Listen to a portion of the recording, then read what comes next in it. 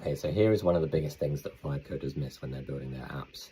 And this is rate limiting, and specifically rate limiting your APIs, especially in the case of AI APIs. If you have any functionality in your app that you're vibe coding that uses AI in some way, we want to try and rate limit that.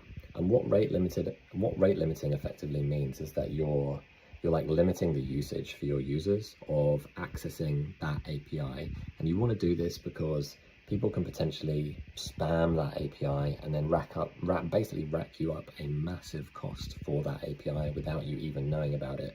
Now, the chances of this are like very low. I've actually launched apps without rate limiting before in the past, and it's been completely fine. No one has abused the APIs that I've set up inside the app, but people can, and it's one of the things that people often miss when they're vibe coding apps with AI coding tools.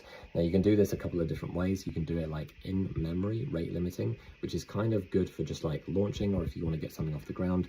If you're then scaling a bigger app, if you're scaling a production app, and maybe if you're a developer and you want to chime in here with some other stuff that can help this as well.